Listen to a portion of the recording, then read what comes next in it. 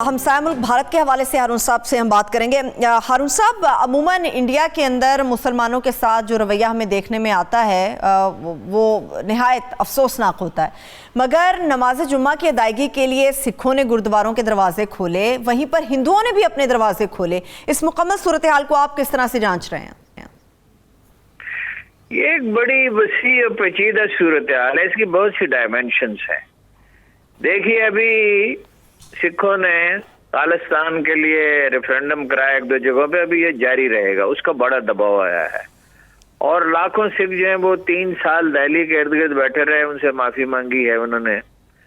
वो सिखों को भी नाराज कर रहे हैं, मुसलमानों को भी नाराज कर रहे हैं। अच्छा, ये गलती पिछली दफा मुझसे हो गई थी कि ये गुड़गांव और गुरुग्राम एक ही जगह है, ये जो नाम बदलते रहते हैं उसकी वजह से कंफ्यूजन होता है। ठीक, एक ही वाक्य है, एक ही हिंदू ने अपनी वर्कशॉप जो को बहुत वसी जगह है वो पेशकश की उसकी कि यहाँ पे जमा पढ़ लें। अलबत्ता सिखों में और मुसलमानों में गुर्बत पैदा हो रही है, दोनों खुद को मजलूम समझते हैं। तो उन्होंने कहा कि एक वसी और गुरुद्वारा है वहां कर लें, और अब ये मालूम नहीं कि इसकी फिकी नौयत क्या है कि मुसलमान इसके लिए तैयार होंगे या नहीं। बहरहाल उन्होंने ऑप्शन दिया है।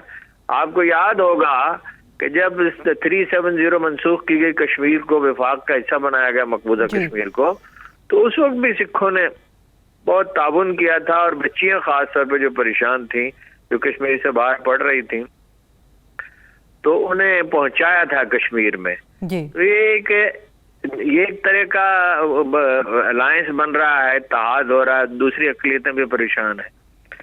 तो वो मसाजिद बनाने नहीं देते। इसमें लोगों को ये बात समझ में नहीं आती, भी अपनी मस्जिदों में क्यों नहीं पढ़ते? तो मसाजिद तो बनाने देते ही नहीं है, बल्कि जो हैं उनको भी गिरा रहे हैं। तो मेरा ये ख्याल है कि ये तलखी बढ़ती चली जाएगी, और उसके नताए तो जाहिर ही हैं। लतीफ़ा ये है कि अमेरिकी वज़ारत ख़ारिजा ने पाकिस्तान को उन ममालिक की फहरिस्त में शामिल कर दिया है जहाँ मजहबी आज़ादी के हवाले से ज्यादा तशवीश पाई जाती है। इसमें यानी पाकिस्तान के अलावा रूस है, सऊदी अरब है, चीन है, बर्मा है, एरिट्रिया है, शुमाली कोरिया है, ताजिकिस्तान, तुर्कमानिस्तान है। अच्छा, तो ये एक कमीशन है अमेरिका में मजहबी आज़ादी से मतलब बैनुल-अक़वामी मजहबी आज़ादी का कमीशन। ठीक। अच्छा, इसने इंडिया की सिफारिश की थी। अब तो इंडिया में तो ये हो रहा है कि लोगों को नमाज पढ़ने नहीं देते, कत्लेआम हो रहा है। वो बच्ची का जरा दिखाए ना, इसके बाद जरा मैं बात मुकम्मल करूं क्लिप। वो बेगुनाहों को कत्ल कर रहे हैं, मगर वो इंडिया का उसमें जो बाइडेन इंतजामिया उसके लिए तैयार नहीं है। ये 2002 से कहा जा रहा था कि पाकिस्तान को इसमें शामिल किया जाए। बिलाखिर 218 में उन्होंने कर लिया, 219 में भी रखा, 220 में उन्हें जरूरत महसूस हुई पाकिस्तान के ताबन की, अफगानिस्तान की वजह से शायद, तो उसको निकाल दिया। अब फिर शामिल कर दिया, 220 में इस्तिस्ना दे दिया था, अब फिर शामिल कर दिया है। तो वो ये मतलब ये है कि वो चूंकि उनके हलीफ हैं। मैं आपसे बार बार कहता हूँ, असल मसला है चीन की दौलत कितनी हो गई है। अभी आप मुझे प्रोग्राम से पहले आपने कुछ बताया था जी। चीन तो हारून साहब अमेरिका को भी मात दिया गया है। आलमी जो दौलत का हिस्सा है उसमें कहीं ज्यादा चाइना का हिस्सा है। चाइना इस वक्त 120 ट्रिलियन डॉलर के साथ आगे है, और अमेरिका के सिर्फ 90 ट्रिलियन डॉलर है जिनकी वो मुल्कियत रखता है।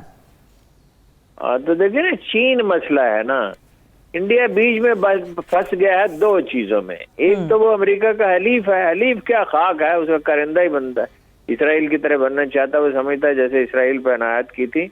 तो मैं इसराइल के पड़ोस में कोई चीन नहीं था, यहाँ चीन मौजूद है, और वो उसके 80,000 फौज बंकर बनाकर और अपनी बेहतरीन टेक्नोलॉजीज के साथ सारा असला वो खुद बनाते हैं, उनकी सरहद पे बैठे हुए हैं। और मतलब ये है कि उसके लिए अब दूसरा अंदर इतनी खराबी है, और वो दिन ब दिन उसको बढ़ाते जा रहे हैं। अब सिखों से तो माफी मांगी है उसने जी, आज नरेंद्र मोदी ने, मगर सिख माफी देने के लिए तो तैयार नहीं है। आपको क्या ख्याल है, वो फौरन मान जाएंगे? उन्होंने कहा भाई साहब पहले वो कवानीन मनसूख करें, वादा किया उसने, कवानीन मनसूख करें, उसके बाद जाएंगे। इतना एतबार वजीर आजम का नहीं है कि वो टीवी पे आके ऐलान करे और कहे कि मैं माफी मांगता हूँ, कवानीन मनसूख कर दिए जाएंगे। भाई आपको 3 साल क्यों लगे? जब मैंने आपसे अर्ज किया है कि वो खालिस्तान की तहरीक बढ़ रही है सही, और जाहिर है उसके नताइज खतरनाक हो सकते हैं। 17% सिख हैं इंडियन आर्मी में और उनका बड़ा रोल है। यही लड़ाका फौजी हैं, फौज में सही तो है। लेकिन बेचैनी हारून पाई जाती है साहब, वहाँ। ये भी बताया जा रहा है नरेंद्र मोदी के ये इकदाम वापस लेने की, ये कवानीन को मनसूख करने की वजह हरियाणा और उत्तर प्रदेश के जो इलेक्शंस हैं वो भी हैं। आपको लगता है कि ये पॉलिसी कुछ काम करेगी ऐसे में, जबकि मोदी का चेहरा बेनकाब हो गया, सिखों को भी पता है क्या वो करता है? देखिए ना, आप किसानों को मल्टीनेशनल कंपनियों के और बड़ी कंपनियों के रहमो करम पे छोड़ देते हैं, तो किसान को अपनी जमीन से बड़ी मोहब्बत होती है। तो वो किसान अपनी जमीन तो नहीं छोड़ सकता और अपने आप को हालात के रहमो करम पे तो नहीं छोड़ सकता। उसमें सिख हराबल दस्ता थे, लेकिन सारे किसान शामिल थे। जहां जहां किसान, जो किसानों में आपको पता है कि वो कर्जे लेते हैं और खुदकुशी के वाकयात होते हैं और बड़ी बुरी हालत है किसान की बाद एतबार से, तो वो वापस उनको लेना ही पड़ेगा, इसके सिवा कोई चारा ही नहीं है। सही, दबाव बढ़ता चला जाएगा। वो एक ऐसे सर्कल में फंस गए हैं, पाकिस्तान का आप कुछ बिगाड़ नहीं सकते। S-400 में मिसाइल लेने के बावजूद भी पाकिस्तान का कुछ नहीं बिगाड़ सकते, इसलिए कि एक महाज में 2 मुल्कों से लड़ना पड़ेगा ना। देखिए, वार थिएटर तो होगा मोस्ट प्रोबेबली गिलगित बल्तिस्तान, अगर जहाँ खुदा न खास्ता होती है, होनी तो नहीं चाहिए, और मकबूजा कश्मीर और आजाद कश्मीर। तो इसकी सरहद पे तो चीन बैठा हुआ है। कल तो ये इंडियन मीडिया से अफवाहें फैल रही थी कि गिलगित को चीन के हवाले कर दिया गया। एक साहब मुझे पूछने के लिए आया हॉस्पिटल में, अच्छा, मैं था, वो जरा चोट लग गई थी अंगूठे पे, यही वजह है कि मैं आ नहीं सका स्टूडियो में।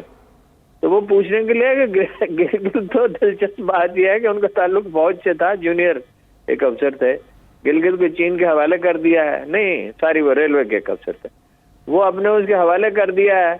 तो मैंने कहा भाई चीनी पागल हो गए या पाकिस्तानी पागल हो गए? असल बात यह है कि लद्दाख में अरुणाचल की सरहद पे चीनी बैठे हुए हैं। सही। तो इंडिया अपने आप को तबाही के रास्ते पे ले जा रहा है और बिल्कुल उस तरह जिस तरह ये जो कार्ड खेला है नवाज शरीफ साहब ने जस्टिस शमीम अनवर के जरिए, जस्टिस शमीम क्या पूरा राना शमीम के जरिए, तो ये तो उनके गले में पड़ गया, इससे एक्सपोज होंगे। तो तमाम अफराद और कौमें जो तबाह होती हैं वो अपने तजादात की वजह से होती हैं। जब बुखार चढ़ जाता है, जो जर्मनी को चढ़ गया था, जो अपना मुसोलिनी को सर पर खप्त सवार हो गया था, जिस तरह हमारे यहाँ कराची में कुछ लोगों को हो गया था, तो फिर उसका नतीजा क्या निकलता है?